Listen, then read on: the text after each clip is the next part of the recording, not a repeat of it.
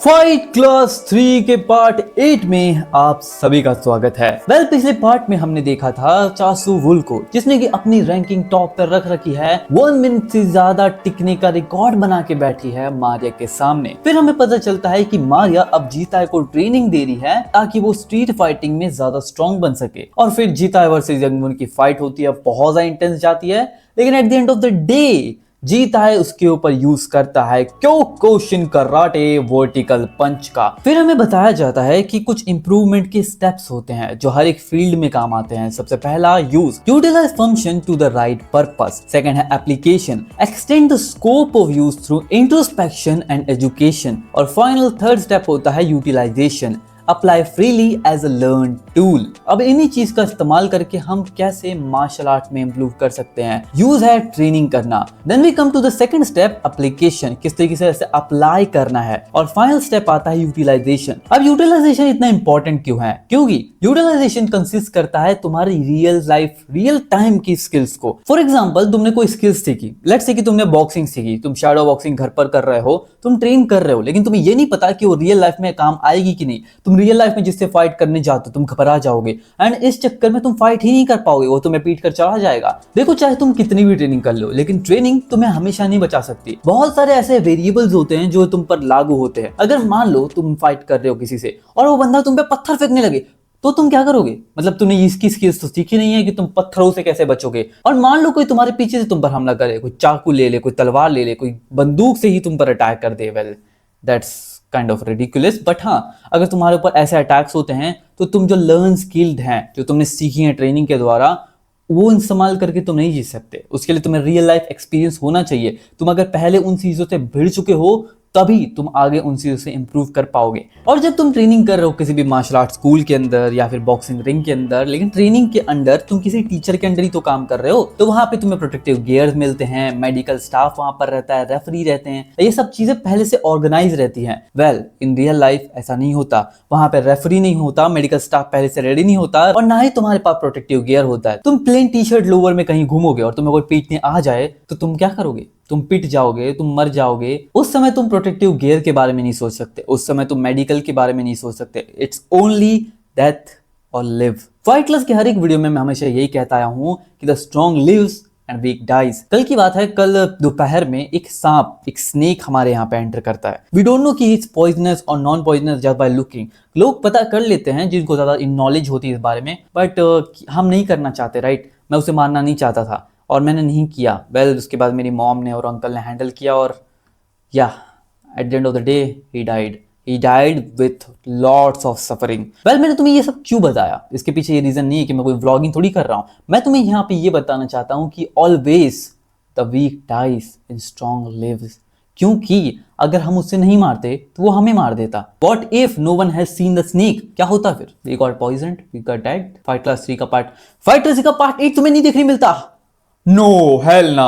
Well, जिसके बाद हमें एक्सप्लेन किया जाता है कि हार्ड टाइम्स के अंदर चीजें कैसी चलती है। ये एक चाइनीज प्रोवर्ब है जिसका कहना है कि जब स्नोफॉल होती है तब ये जो प्लम ब्लॉसम होता है ये और ज्यादा डार्क सेंट देता है, क्योंकि ये हार्श कंडीशन के अंदर भी सरवाइव करता है। वेल, यहाँ पे एक्सप्लेनेशन हमें यही दी जाती है कि जब किसी स्वॉर्ड को तुम हॉर्न करते जाते हो, हॉर्निंग मतलब नहीं, कसम, गलत वाला मत समझो। जितना तुम हार्श कंडीशंस में एक्सपीरियंस लेते जाओगे उतना तुम इंप्रूव करते जाओगे। वेल, अगर मेरी बात की जाए इस कंडीशन में, पहले मैं कैमरे के सामने बहुत ज्यादा हिचकिचाता था बोलने से, and now see me, I can talk to you easy peasy, no shit, no head, nothing to be scared of. Well, धीरे धीरे ये और इंप्रूव होगा, मैं तुमसे और अच्छे से बात कर पाऊंगा, इन पब्लिक में तुम्हारे सामने बात कर पाऊंगा इन व्लॉग्स।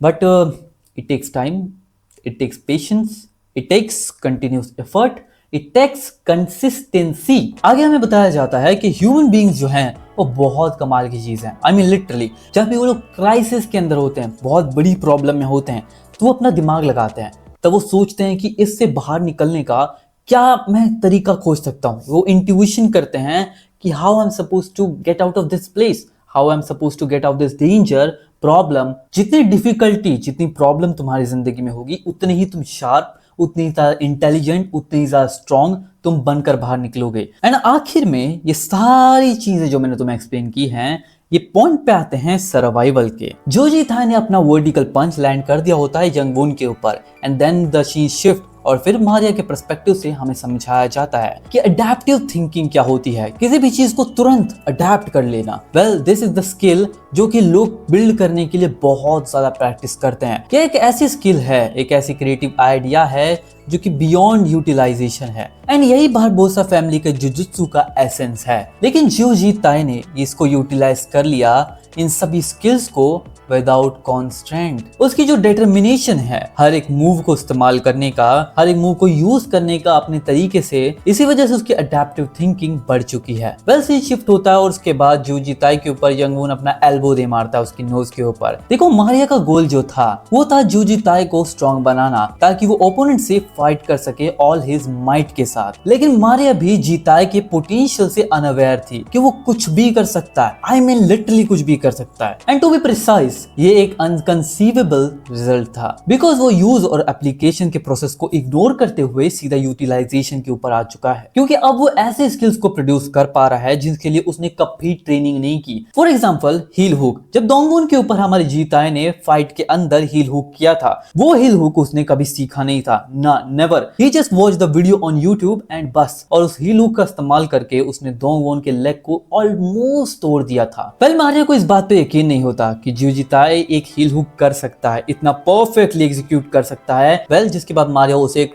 ट्रिकी टास्क देती है कि बॉल को किक करना है। वेल इन अ वे वो नहीं भी कर पाया था but he is like I did it. Well उसके बाद मारिया यही सोचने लगती है कि मुझे लगा कि वो हील हुक एक लक था, लेकिन नहीं, मैंने ये नोटिस क्यों नहीं किया। मुझे लगा कि इसकी बॉडी इसके साथ कीप अप नहीं कर पा रही है, लेकिन नहीं, his body vision isn't just tracking and reacting to movement with his eyes, it's body visions that understand the principles behind every skills, because it's the natural genes, it's inborn talent, that devil's gift he inherited from Jiu De Gak। well उसके बाद scene shift होता है और मारिया कुछ सोचने लगती है। Well Maria यहाँ पे सिंपल यही हमें समझाना चाहती है कि बारबोसा जो कि मारिया के फादर हैं, उन्होंने चूज किया था किसे, जिउ दे गाक को as their apprentice, as their new heir. लेकिन उसके अंदर एक डेविल इनकार्नेट पर्सनालिटी थी कि वो हर चीज गलत ही करता है, लेकिन फिर भी उसे चूज क्यों किया, because he got the talent. And उसके लिए बारबोसा ने अपनी वाव भी तोड़ दी, अपना प्रण भी तोड़ दिया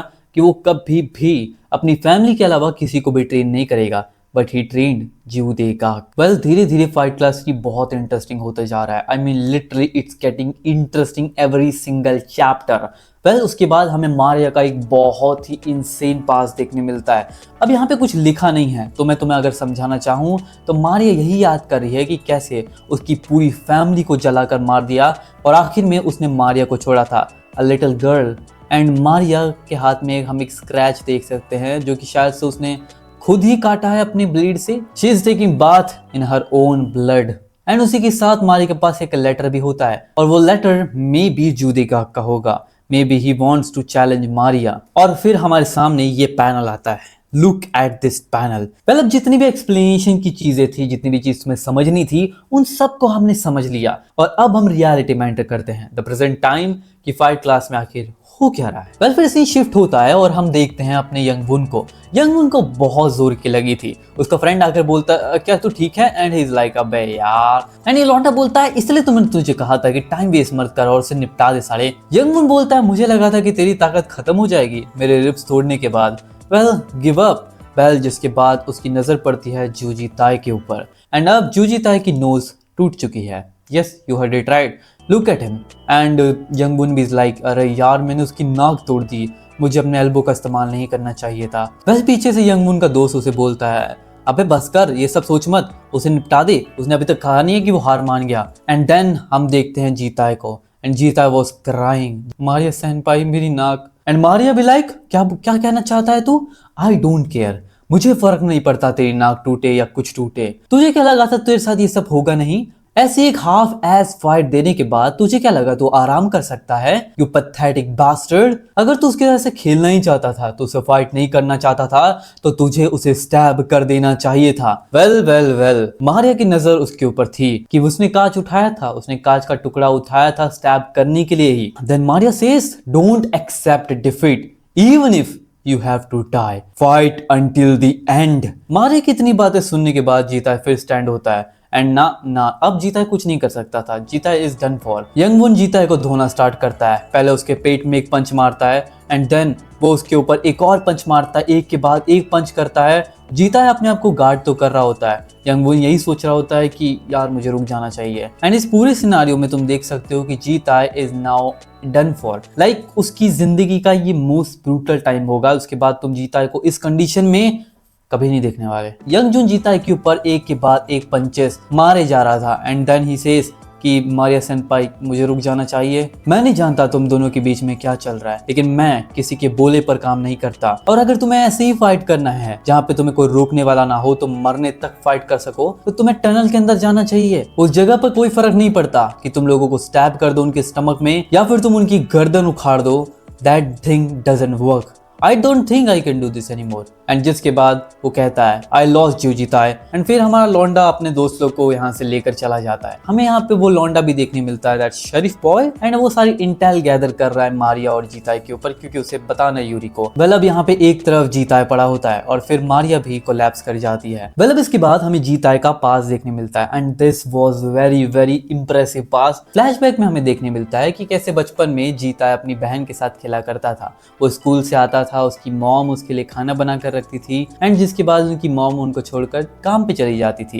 एंड जीता का घर देखने पर ऐसा लगता है कि वो थोड़ा अंडरग्राउंड टाइप है। उनका घर थोड़ा रोड से नीचे है, इस वजह से तुम इस तरीके का सिनारियो देख सकते हो। जीता के फ्रेंड्स उसे खेलने के लिए बुलाते हैं बट जीता उन्हें मना कर देता है क्योंकि उसकी बहन को उसे संभालना था। जीता घर के काम भी करता है, बर्तन भी धोता है, साथ में अपनी बहन के साथ भी खेलता है, टीवी देखते हैं, वो लोग एंजॉय करते हैं। जीता फिर पढ़ाई भी करता है एंड उसकी बहन को जब भूख लगती है तो उसके लिए वो अपने बैग से कुकीज भी देता है उसे। भाई दिस वॉज होलसम यार, दिस वॉज होलसम। उसके लिए वो बेड रेडी करता है, उसके ऊपर वो सो जाती है। जीता still studying. This was very wholesome but नहीं, ज्यादा देर के लिए नहीं।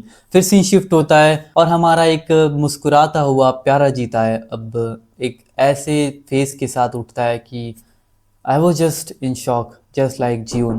वेल फिर जीता है बैठता है and he is in hospital. उसकी हालत बहुत बुरी है क्योंकि उसकी नोज ऑलमोस्ट टूट चुकी थी। जीवन उससे पूछती है कि अब कैसा लग रहा है एंड ही इज लाइक क्या हुआ मेरे साथ, मारी सेनपाई कहाँ है? एंड शी सेज कि वो तो बाहर है, मुझे हॉस्पिटल से कॉल आया था तो मैं यहाँ आ गई। क्या फिर आज भी तुम गली के गुंडों से ही भिड़ने गए थे? जीता सेज आई एम सॉरी जीवन, मैं तुम्हें यहाँ पर बुलाना नहीं चाहता था, तुम्हारी स्टडीज के अंदर मैं दिक्कत नहीं बनना चाहता, यहाँ से मैं अपने आप ही घर चले जाऊंगा तो तुम जा सकती हो। एंड शी सेज सीरियसली तुम वही जीता हो जिसे मैं जानती थी? मैंने हर एक चीज समझने की कोशिश की, तुम्हारे साथ क्या हो रहा है, कुछ भी हो रहा है, no matter what you do I always supported. मैं हमेशा से इस बात को लेकर हेजिटेंट रहती थी कि जिस दिन तुमने कहा you are going to learn martial arts, जब भी मैं तुमसे अपसेट होती थी, जब भी मुझे तुम्हारी फिक्र होती थी, मुझे लगता था कि ना मैं तुम्हारे बीच में प्रॉब्लम बन रही हूँ। मुझे लगा कि मैं से अगर शांत बैठी रहूंगी तो वो तुम्हारी हेल्प करेगा और मुझे ऐसा ही लगा था। But this is a result. तुम्हारे आसपास के लोग क्या तुम्हारे लिए बिल्कुल भी मैटर नहीं करते? क्या इसीलिए तुम फाइट क्लास के अंदर गए थे? क्या तुम फाइट को लेकर इतने ज्यादा क्रेजी बन चुके हो कि तुम्हें फर्क नहीं पड़ता कि तुम्हारे पास के लोगों का क्या होगा? तुम दूसरों का दिल तोड़ोगे, उसमें तुम्हें क्या मिलेगा? जीताए एंड फिर जीता है शेष। जीता है चिल्लाता है तुम्हें लगता है मैं इसलिए करता हूं क्योंकि मुझे पसंद है? मुझे फाइट नहीं करना, इट हर्ट सो मच। यह हमेशा मुश्किल होता है, जब भी मैं फाइट करता हूँ मैं हर बार डरता हूँ। मुझे नहीं पता मुझे क्यों इतने दर्द से बार बार गुजरना पड़ता है। मुझे नहीं पता कि मुझे दूसरों को दुख क्यों देना पड़ता है। क्या मैं फाइट को लेकर क्रेजी हूँ? मैं, भले ही वो स्ट्रीट्स हो, भले ही वो ऑक्टागन हो, the more I fight the more I hate violence. Fight class में जाने से पहले और even before that every single day I am throwing up and rolling over in pain in that hell hole. मैं हर दिन इस बारे में सोचता हूँ कि मैं एक ऐसा आदमी नहीं हूं, मैं ऐसा आदमी बन ही नहीं सकता जो कि इस फाइट को पसंद कर सके। पर मैं क्या करूं बताओ तुम ही। यही आखिरी तरीका है, यही एक तरीका है मेरी बहन को ढूंढने का। मैं अपनी बहन को तभी ढूंढ पाऊंगा जब मैं फाइट करूंगा। The only way to find my sister is getting stronger every day and knocking down everyone in the fight class. I just miss Jiwon so much. क्यों? आखिर ऐसा क्यों हुआ? Why was I born this weak? Why? Well इस scenario को explain करते करते मेरी आंखों में आंसू आने लगे guys. It was too emotional but यार just wrap it up this things and अब हम आते हैं यूरी के ऊपर।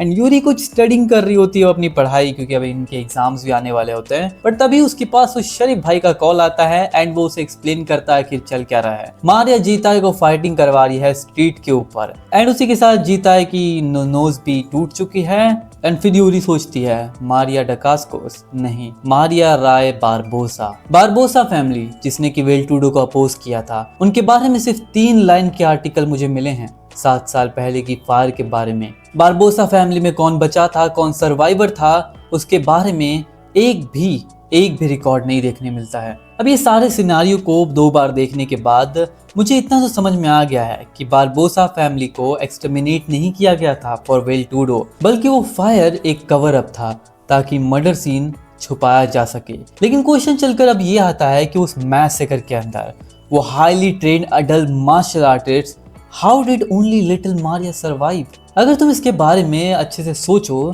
तो एक सिंपल टर्म हमारे सामने आता है, मे बी वो वहां नहीं थी, मे बी वो उस टाइम नहीं थी जब ये मर्डर हुआ था, और मे बी वो टारगेट में नहीं होगी बिकॉज ऑफ सम रीजन, और या फिर वो एस्केप कर गई इन सब के मौत के ऊपर से। मारिया जिसने कि इस इंसिडेंट के अंदर सरवाइव किया था, वो पार्टिसिपेट करती है वेल टूडो के अंदर, जो कि ब्राजील के अंदर रीओपन हुआ था 5 साल पहले, एंड वो वहां की चैंपियन भी बन जाती है under the alias Dacascos. Barbosa family की लास्ट चाइल्ड जो कि वेल टूडो की चैंपियन बनती है।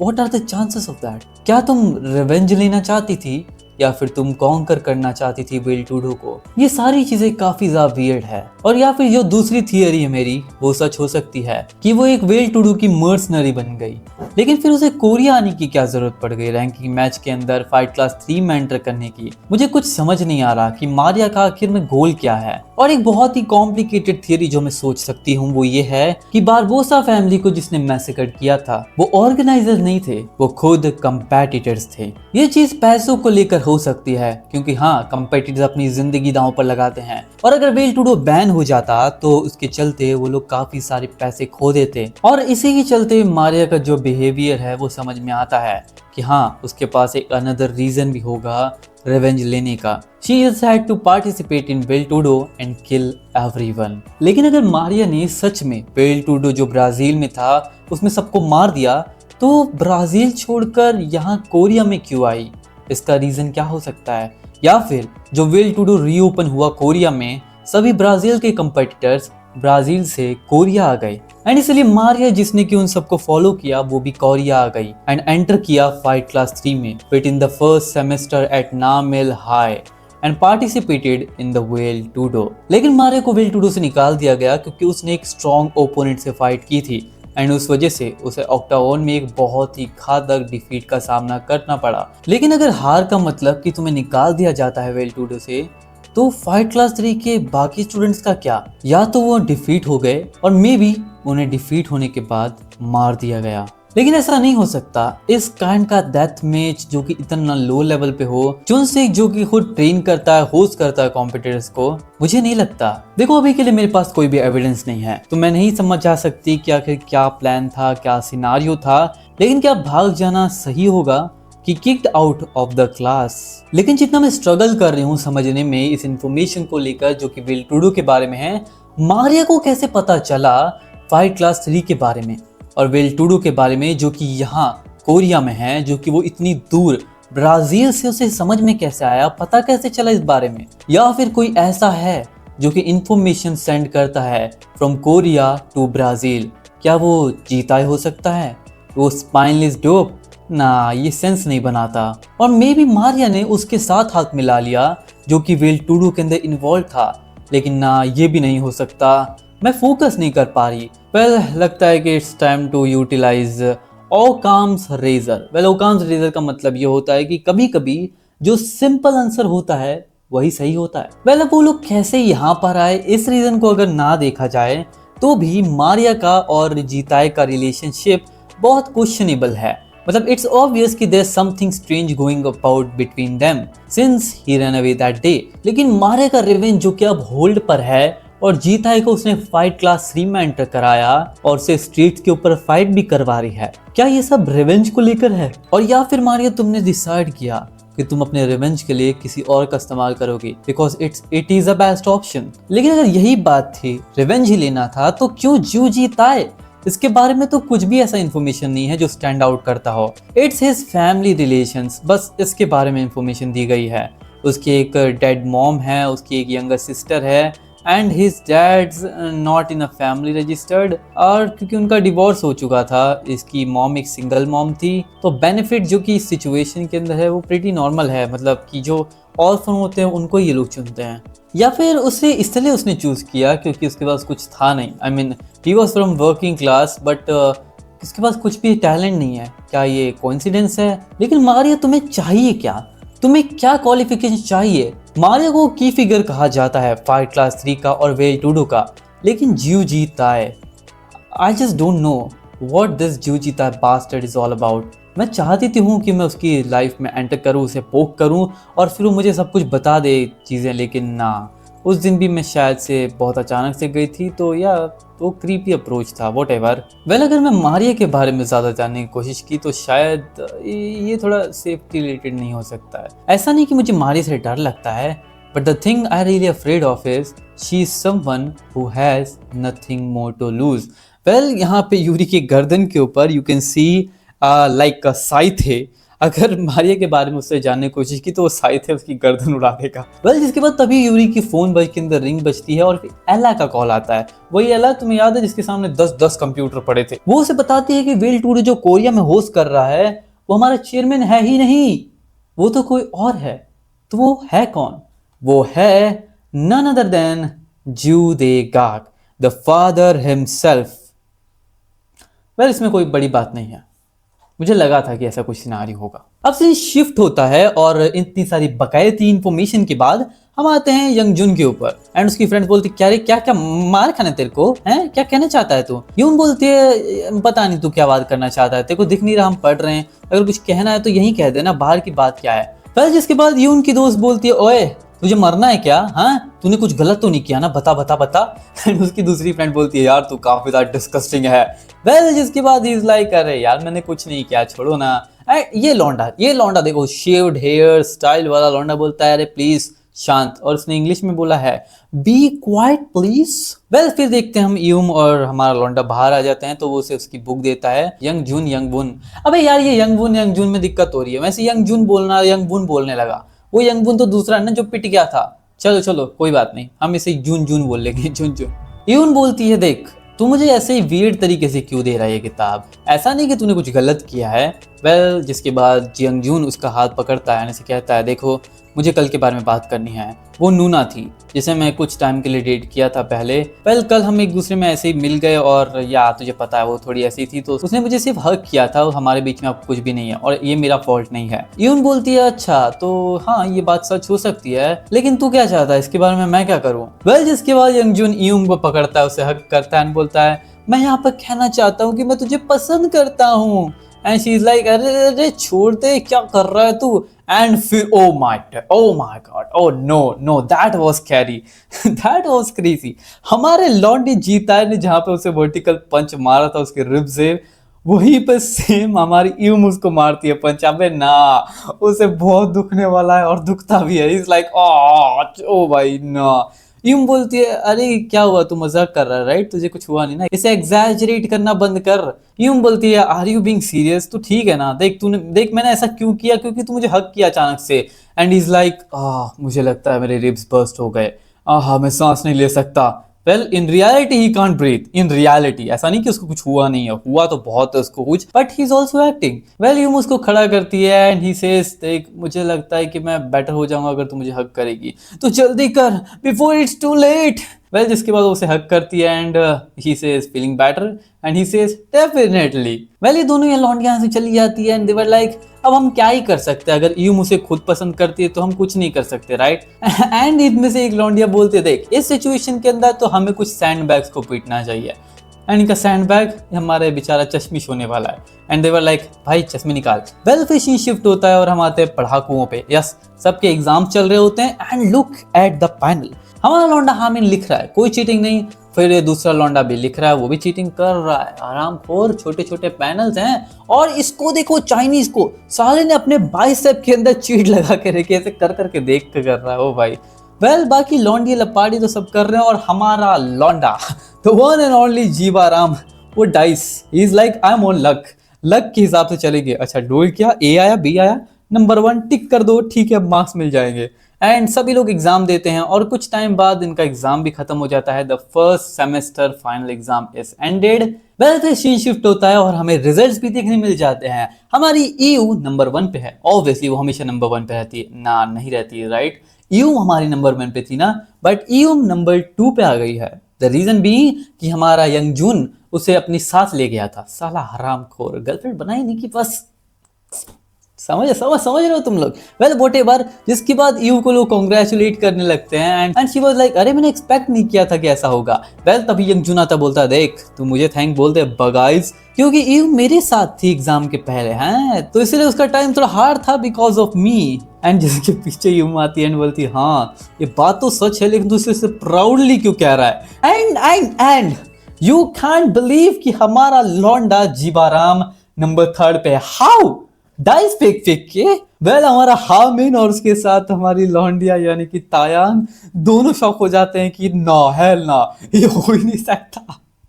और लुक एट दिस गाय, भाई जीवाराम खुद शॉक में है कि what how this happened.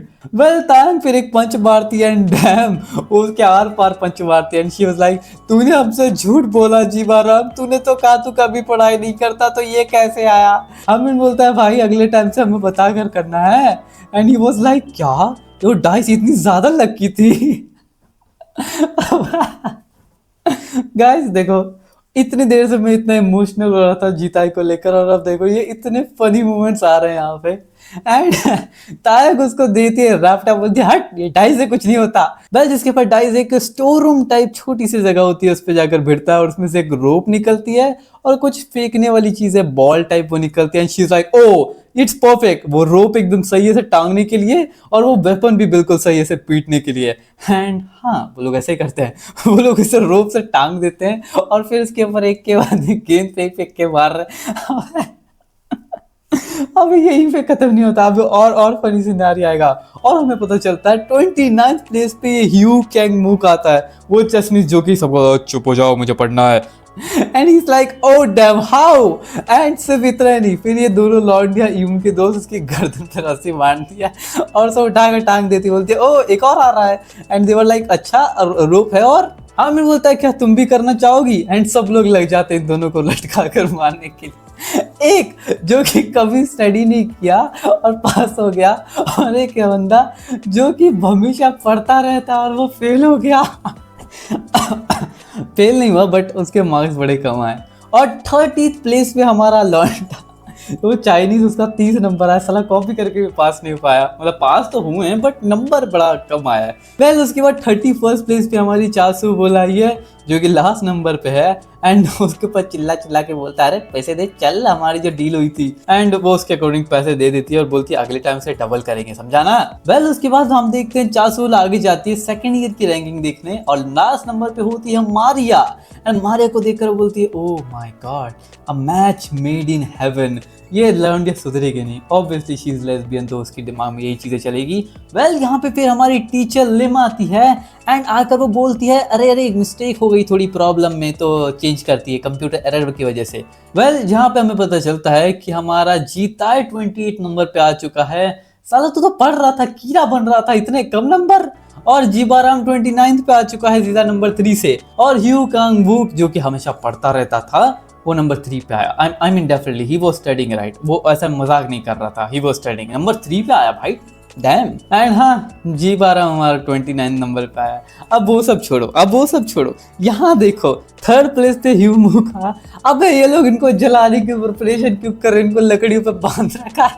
And यहाँ पे हामिद लकड़ियां काट रहा है इनको जलाने के लिए, लेकिन फिर इनको आजाद कर देते हैं। वेल फिर सी शिफ्ट होता है और यूरी बोल रही होती है जूते गाग साड़े तू है कौन, तेरी वजह से मेरे एग्जाम में मार्क्स कम आ गए। वेल फिर यूरी ने इंटरनेट के ऊपर काफी रिसर्च किया और उसे पता चला कि जूदे गाक जो कि उस टाइम पे 193 सेंटीमीटर का हाइट का था, 120 केजी वेट था और उसकी रीच थी 205 सेंटीमीटर। जब वो अपनी जवानी के टाइम पे था, जूनियर ईयर्स में था, वो एक ऐसा जीनियस फाइटर था जिसने कि जितने पार्टिसिपेट किए, जितनी फाइट के अंदर, वो हमेशा टॉप 3 में आता था। I mean literally he was that dam strong. और उसका बेटा देखो, साड़ा हराम।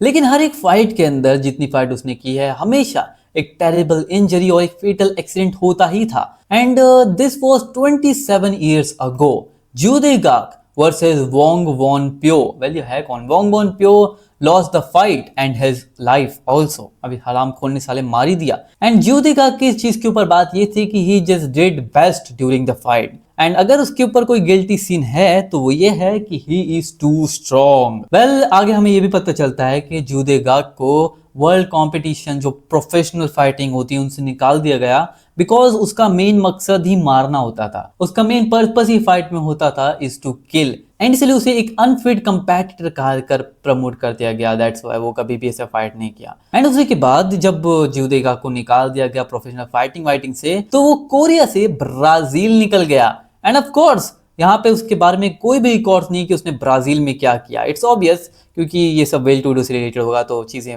मतलब सामने नहीं आती। और उसके बारे में जो मोस्ट रीसेंट आर्टिकल हमें देखने मिला है, जो कि 7 साल पहले का था, कि उसने अपने घर में घुसकर अपनी बेटी को किडनैप किया, वो भी अपनी वाइफ के फ्यूनरल के ऊपर। लेकिन हाँ, यूरी सोचने लगती है कि व्हाट, उसने शादी कब की? चोई Jin Hee, that's Choi Jin Hee, she is the mother of हमारा लौंडा, that spineless punk is जूदे गाक सन। यूरी तो यहाँ पे शॉक हो चुकी है, लेकिन अब हम कुछ काफी ज्यादा इंटरेस्टिंग देखने वाले हैं, क्योंकि हम देखते हैं टनल। यस, जिस टनल की बात हमारा यंग जून कर रहा था, नोक्ती यंग वून, वहां पे हमारे लौंडे लपाड़े पहुंच चुके हैं। हमारी मारिया और जीता वहां पे पहुंच चुके हैं। एंड जीता है just so much grown up. ये लग रहा है वो मासूम जीता है, नहीं, इसने बाल बड़े कर लिए हैं, इसकी नाक पे स्क्रैच आ चुका है, the first scar he got. And first तो उसके माथे पे जो उसके बाप ने दिया था। वेल, यहाँ पे हम देखते हैं जो कि लौंडा खड़ा होता है, वो बोल रहा होता है, this is the only way to the tunnel on the foot. और अगर तुम्हें एंटर करना है टनल के अंदर, इंडस्ट्रियल कॉम्प्लेक्स के अंदर। जीता बोलता है, what if you don't pay? तो लौंडा बोलता है, तो तुम्हें क्या लगता है, तुम मरोगे, इट्स अ रूल। मारिया बोलते हैं, रूल? इसका इंचार्ज कौन है? लौंडा बोलता है, तुम जान के क्या करोगी? तुम्हारे पास पैसे नहीं है तो भागो यहाँ से, चुपचाप चले जाओ, जब तक मैं नाइस हो रहा हूँ, या फिर तुम मार खाओगे। एंड शी इज लाइक, देख हमारे पास पैसे नहीं है, लेकिन हमें अंदर जाना है, हमें रियली अंदर जाना है। चुटकी बजाने के बाद वो लौंडा एक गेंडे को बुला लेता है एंड बोलता है, ओए क्या चल रहा है यहाँ पे? एंड वो लौंडा बोलता है, देखना यार, इनके ऊपर थोड़े पंचेस लैंड कर दे यार, इनको भगाया ऐसे। वियर एक गेंडा बोलता है, तू मेरी टाइप की है लौंडिया, तू मुझे एक किस दे दे तो मैं तेरे को जाने दूंगा, मैं तेरे को ना पैसे के लिए नहीं रोकूंगा, फ्री में तेरे को जाने दूंगा। And she is like, okay तो पास में आना। क्या सच में? नहीं, ऐसा नहीं हो सकता, मारिया तो मेरे अलावा किसी को किस नहीं देगी। वो लौंडा मारे की तरफ बढ़ता और मारिया साले को देती है घुसंड, और एक पंच में ही, वेट ना, she was not Maria, she was नहीं, ही वॉज जू जीता है। जूजे बोलता है, अबे साले हराम कर, किस चाहिए तुझे, ले। एंड अब तुम देख सकते हो जीता है का वो लुक, वो चेंज जीता है जो मैं तुम्हें कह रहा था कि वो साला हरामखोर बदल जाएगा। एंड बदल गया, कुछ ज्यादा ही बदल गया। He is not the Jita we know, and he will be never be like that.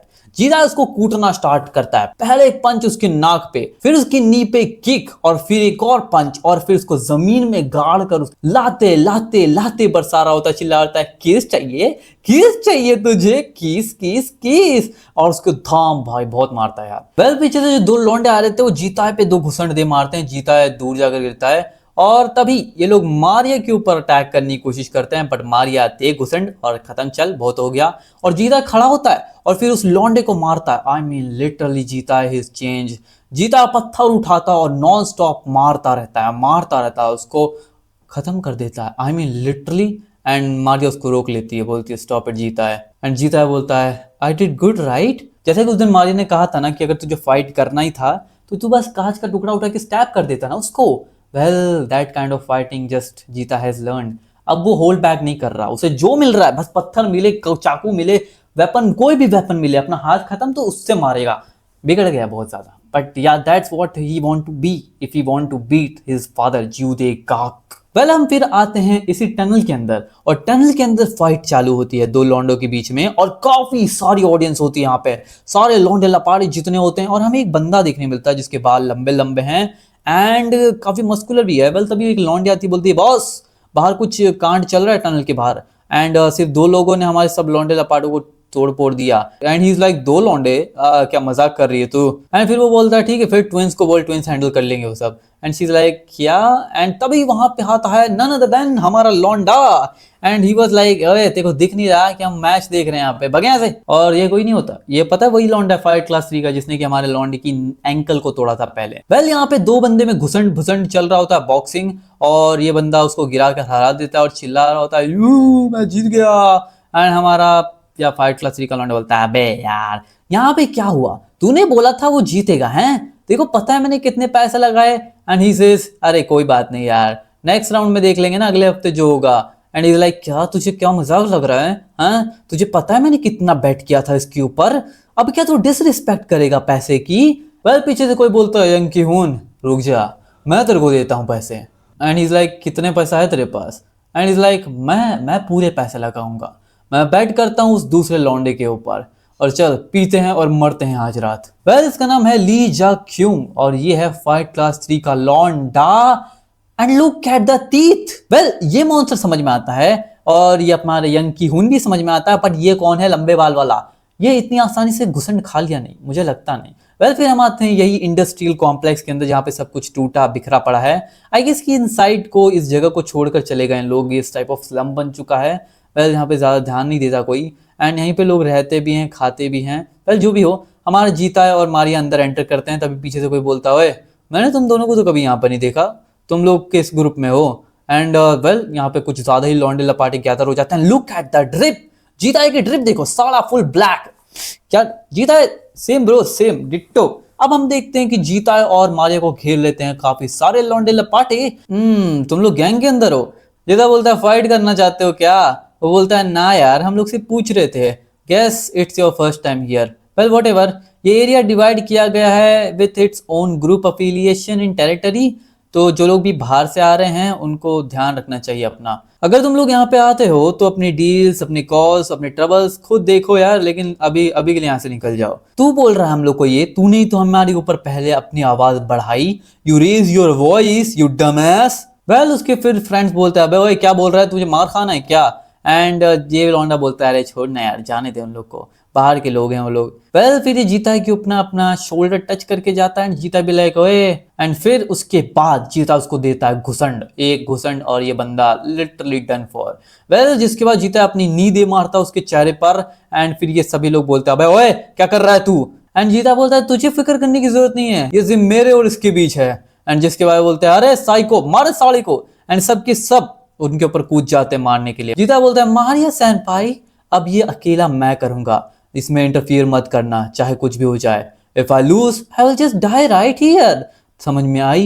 And जीता को मारिया बोलती है तू मर नहीं सकता। फिर जीता उठाता है रेत उनकी आंखों पे मारता है और यहीं पे चैप्टर खत्म हो जाता है। वेल गाइस यही था हमारा फाइट क्लास 3 का part 8 and I was loving every chapter of this part. मतलब यार मजा आ गया, आई मीन लिटरली मजे आ गए, क्योंकि तुम देखो ना यार जीता का ट्रांसफॉर्मेशन तुम्हें देखने मिल रहा है। अब वो आ चुका है टनल के अंदर, अभी टनल के अंदर क्या होगा, कौन किससे फाइट करेगा, यहाँ पे फाइट क्लास 3 के लौंडे लपाड़े भी हैं, तो may be it's gonna be brutal, it's gonna be insane. Well जीता काफी ज्यादा ट्रांसफॉर्म कर चुका है, आई मीन वो बड़ा बन चुका है साइज में, मारिया से भी ज्यादा टॉल एंड बिग, एंड उसने नोज पे भी अपनी हिट खा लिया है, तो ना उसका सेकंड स्कार के साथ उसकी एक जर्नी स्टार्ट हो चुकी है। वेल व्हाटएवर, आज की कहानी यहीं पे एंड होती है। तुम्हें कैसा लगा वीडियो कमेंट्स में जरूर बताना। नेक्स्ट पार्ट के लिए कमेंट करो, नेक्स्ट पार्ट संडे को आएगा। नेक्स्ट पार्ट बहुत कमाल का होगा क्योंकि उसमें तुम देखोगे और ज्यादा इंसेन फाइट्स, और नेक्स्ट पार्ट में हम 80 चैप्टर्स तक कंप्लीट कर लेंगे एंड देन बचते हैं इस मानवा के टोटल 20 चैप्टर्स। लेकिन क्या तुम्हें लगता है फाइट क्लास यहीं पे खत्म हो जाएगा? बिल्कुल भी नहीं, क्योंकि इसके बाद और भी चैप्टर्स आ रहे हैं। हमारी मानवा फिर से ऑनगोइंग हो चुकी है, यू हर्ड इट राइट। अभी ये बहुत सालों से रुकी हुई थी, 2023 में ये स्टॉप हो चुकी थी और अभी 2025 के कुछ महीनों से फिर से रीस्टार्ट हो चुकी है। और हाँ, मंथ में एक चैप्टर के आसपास आ ही जा रहा है, तो या हमारे लिए अच्छी बात है। हम ऐसे कंटिन्यू करते रहेंगे, जैसे हम 100 चैप्टर के पार करते हैं तो फिर मैं एक एक चैप्टर करके जो भी नए चैप्टर्स आएंगे उनको कवर करूंगा। और व्हाटएवर, आज की वीडियो को हम यहीं पे खत्म करते हैं। अगर तुमने मेरे अब तक ये वाली वीडियो चेकआउट नहीं की है बाहुबली के ऊपर इटर्नल वॉर, जो कि बहुत कमाल का एनिमेशन है, तो चेकआउट जरूर से करना। और हाँ, मैंने एक न्यू मानवा भी कवर करना स्टार्ट किया है, बुली इंचार्ज, उसको भी चेकआउट करना। मैं मिलता हूं तुमसे उन दोनों वीडियोस के अंदर। Bye bye bye bye bye bye.